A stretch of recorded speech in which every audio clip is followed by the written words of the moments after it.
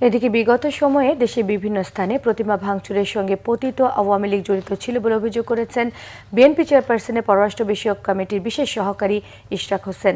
সন্ধ্যায় ঢাকা মহানগর দক্ষিণের সূত্রাপুর বাজার ভুসিপট্টি পূজা মণ্ডপ থেকে শুরু করে শ্যামপুর পোস্তগোলার বিভিন্ন পূজা মণ্ডপ পরিদর্শন করেছেন ইশরাক হোসেন। স্থানীয় সনাতন ধর্মাবলম্বীদের সঙ্গে শুভেচ্ছা বিনিময় করেন তিনি।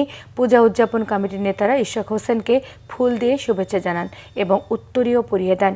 এ সময় ইশরাক হোসেন বলেন, বিএনপি সব সময় সব ধর্মের মানুষের অধিকার রক্ষায় কাজ করেছে, আগামীতেও মানুষের অধিকার রক্ষায় কাজ করবে।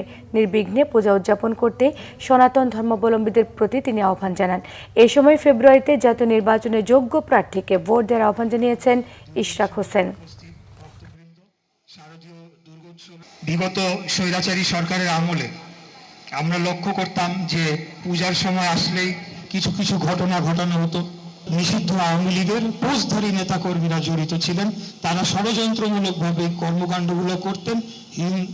আমাদের যারা সনাতন ধর্মাবলম্বী ভাই বোনেরা তাদেরকে একটা ভীতির মধ্যে রাখতেন এবং সবাইকে নিয়ন্ত্রণে রাখার জন্য পদ্ধতিটা ব্যবহার করতেন। আপনারা জানেন যে আগামী ফেব্রুয়ারি মাসে সবকিছু ঠিকঠাক থাকলে বাংলাদেশের জাতীয় নির্বাচন অনুষ্ঠিত হতে যাচ্ছে।